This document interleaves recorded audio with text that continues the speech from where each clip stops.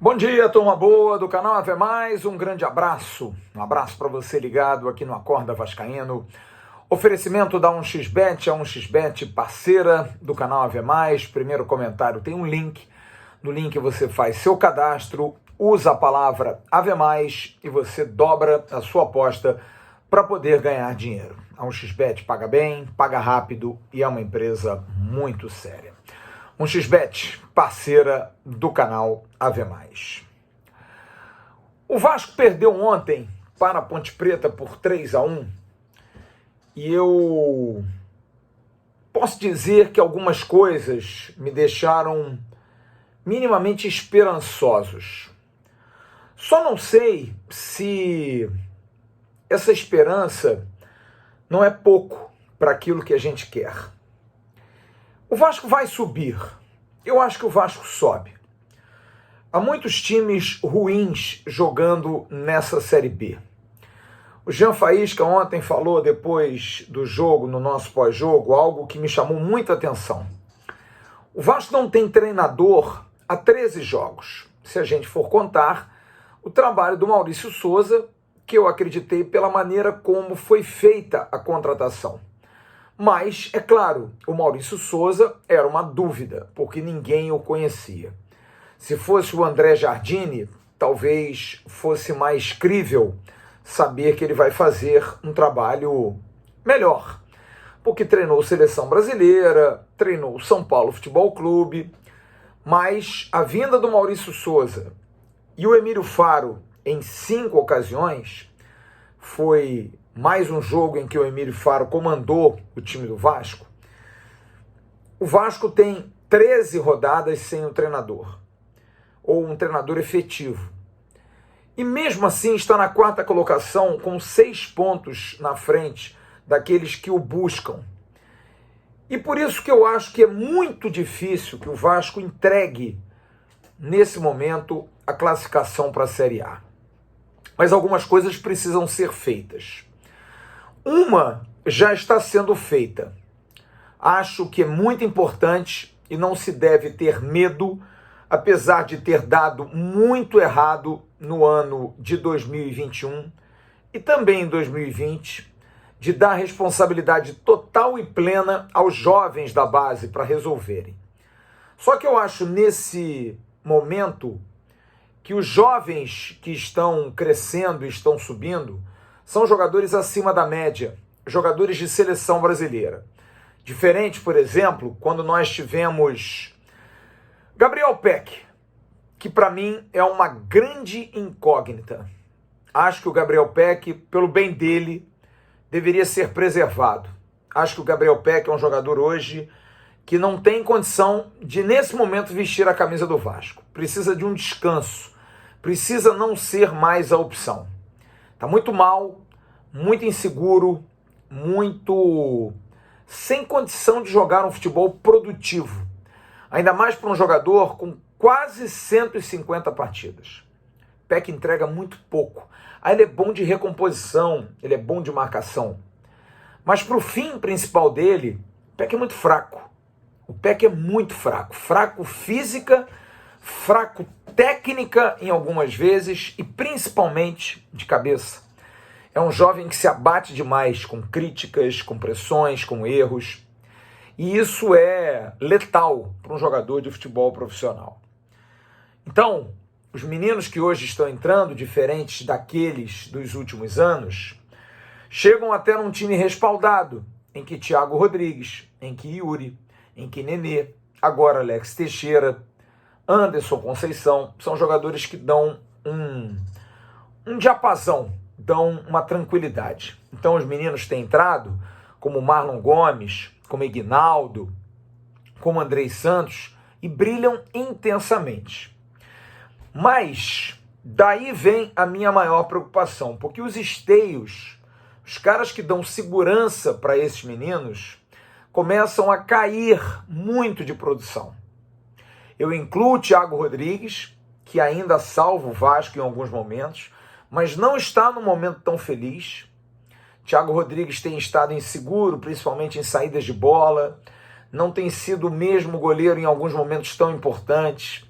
Ontem, na minha na minha opinião, humilde opinião, acho que ele falha no gol, porque a bola vem em cima dele, mas a velha mania de cair para trás. Ataca a bola, espalma para frente.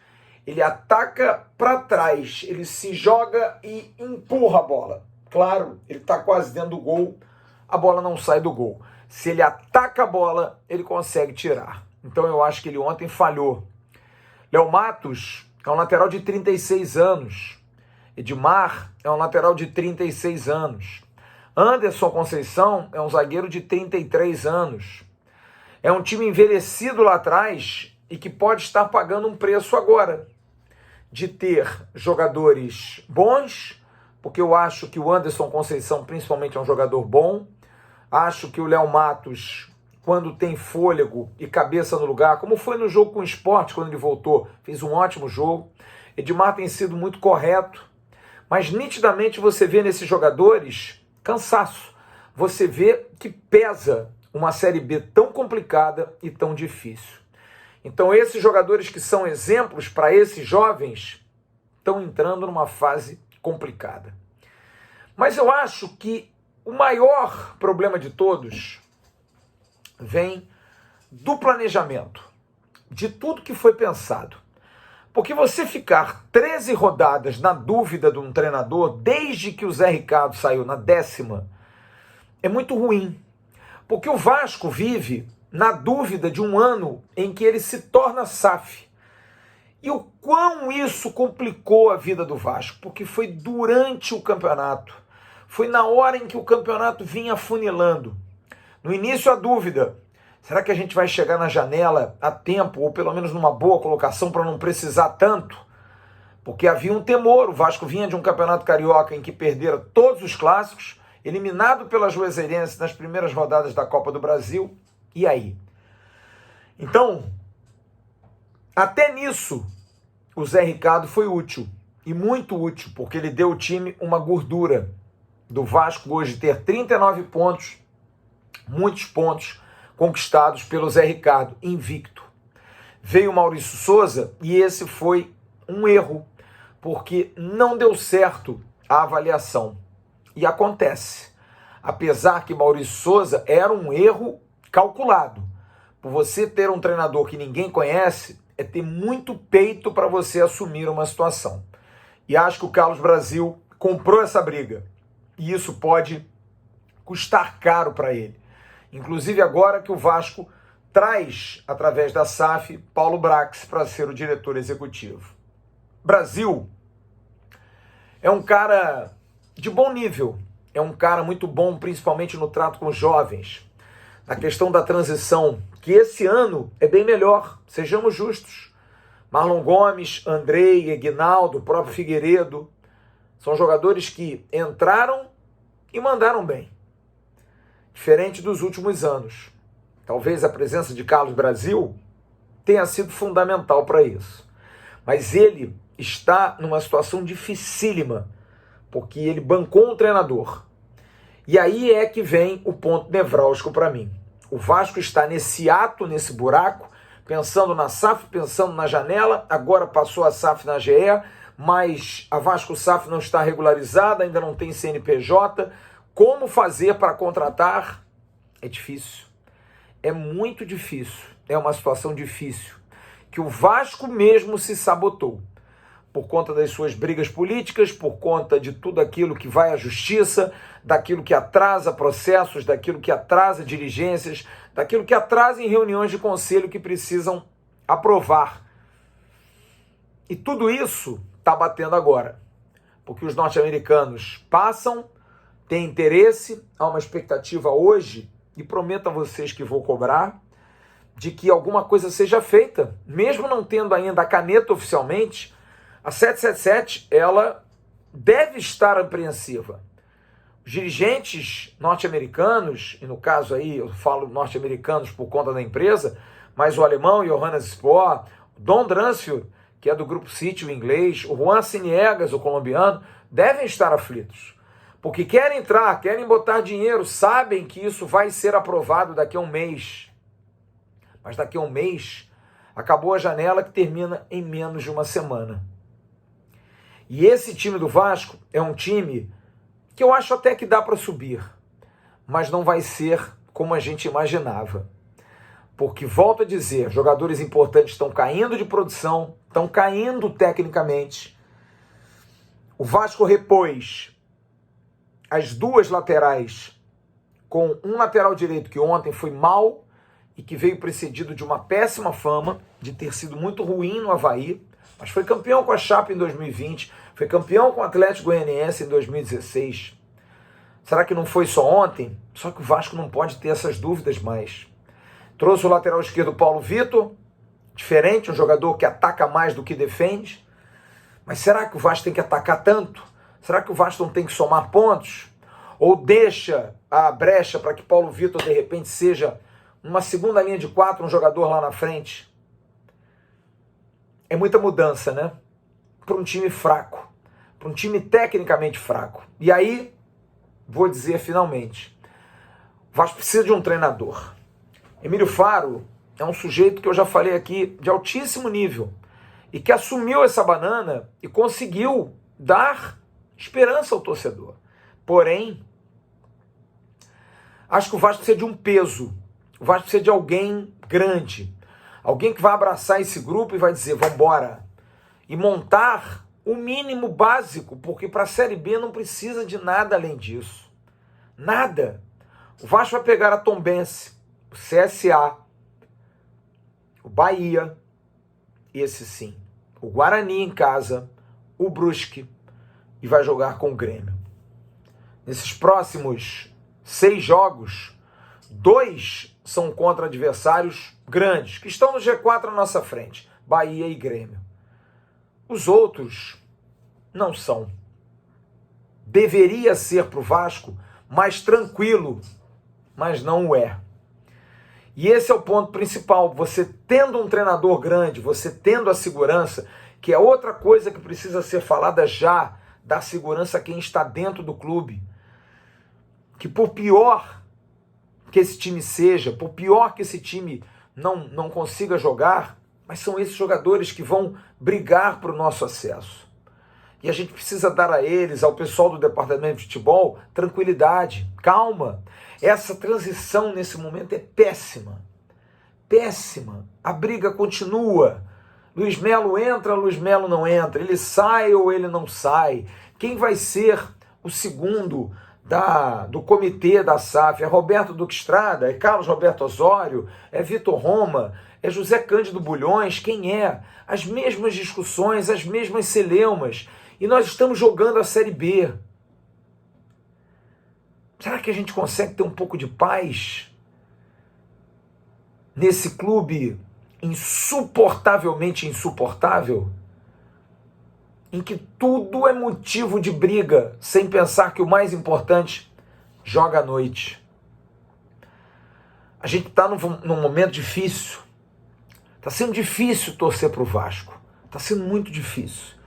A gente tem muitas emoções, uma gangorra, alegrias, tristezas, nesse momento dúvidas, preocupações. Como eu disse na abertura, ganhei uma esperança com esses jovens que entraram. Eu já experimentaria no jogo de sábado. Alex Teixeira, Ignaldo, Marlon Gomes, com Andrei, Yuri Lara. Abriria esse jogo assim. Faria um time com Yuri, Andrei, Nenê, Alex Teixeira, Ignaldo e Marlon Gomes. Alex e Nenê, deixa eles criarem, deixa eles jogarem. Mesmo mais velhos, principalmente o Nenê, ou então guarda o Nenê para o segundo tempo. É isso que eu acho que está faltando. Um pouco mais de esperança. Porque a defesa começa a claudicar, mas o ataque melhora, mas os resultados não vêm. O Vasco vem de 3 jogos, com Emílio, vitória CRB, empate com a Chape e derrota para a Ponte. E a gente fica num terror, que eu gostaria de expressar isso aqui para você. Talvez você tenha estranhado ontem, até no pós-jogo, eu geralmente tão veemente. Tem dia que desanima, tem dia que te frustra. porque eu acho que o jogo de ontem foi injusto, principalmente pelo que o Vasco produziu no segundo tempo. Mas justiça não ganha futebol. O que ganha futebol é bola na rede. E eu fico vendo o quão difícil é tudo para o Vasco. Tudo. Aprovação da SAF, montagem de um time, sequência de vitórias. É tudo muito difícil. Amanhã a gente encontra um amigo na rua que é vascaíno e ele vai dizer, poxa, que complicado, essa 777 podia contratar alguém. Poxa, cadê o treinador? Emílio Fara não presta. Eu não aguento mais isso. Juro para vocês. Eu acho que o meu limite chegou. Porque eu estou há 3 anos com o canal Atenção Vascaínos. Mas é 3 anos é assim. É muita emoção, é muita dificuldade, é muito aperto, é muito esforço de fazer um trabalho bacana. Eu adoro fazer isso. Mas o Vasco não ajuda em nada. Eu ontem, durante o dia, tentando me concentrar para o jogo, eu ontem acordei às 7, 8 horas da manhã, com mensagens de vice-presidentes chateados pela questão do Luiz Melo. Oh, meu Deus! Isso não para! Que inferno! Que inferno! A impressão... Olha, eu acho o seguinte, dá vontade de dizer o seguinte, ó, vai fazer São Januário, demole tudo, faz novo. Porque tem um negócio amarrado aí dentro, tem um karma, sei lá. É difícil, cara, tudo no Vasco é difícil. Aí você já fica com esperança baixa de subir, é o torcedor que fica chateado, é a gente que fica angustiado. Só que a gente tem que se dar o direito também de não querer isso pra gente. Não querer. Mas aí vem sábado, vem a Tombense, a gente joga, aí a gente ganha, tá todo mundo feliz.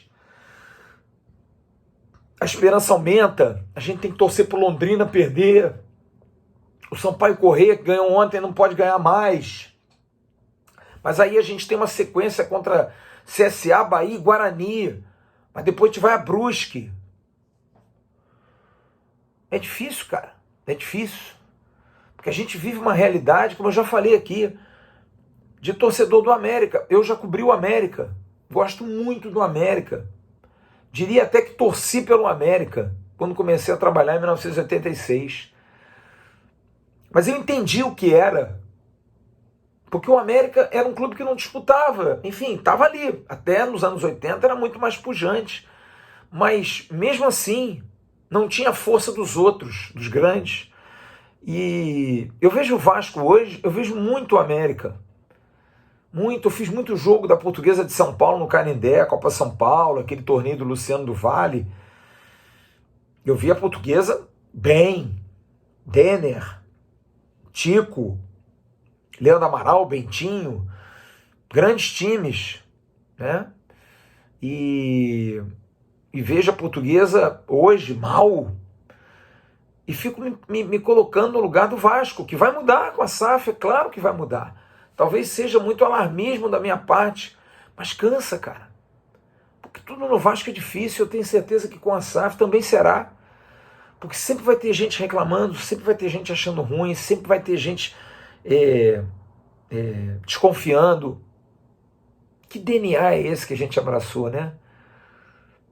Que história essa do Vasco desses últimos 22 anos, que acostumou a todos nós a acharmos sempre que vai ter alguma coisa errada, que a gente tem que ter pressão, que a gente tem que tirar, que a gente tem que fazer que acontecer.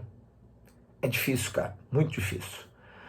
O Vasco perdeu para a Ponte, mas eu não perdi a esperança, muito pelo contrário, porque, volto a dizer, do meio para frente, eu gostei. E já dei aqui a minha escalação.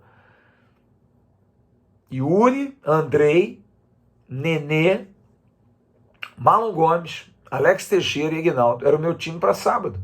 E vamos embora para dentro deles. Segura os zagueiros atrás e vamos tentar. Que é o que a gente vem fazendo aí nos últimos anos. Tentar. Haja saúde. Haja saúde. e que os homens no Vasco continuam discutindo aí, brigando. Futebol não é tão importante assim não, né? Grande abraço, bom dia, tchau.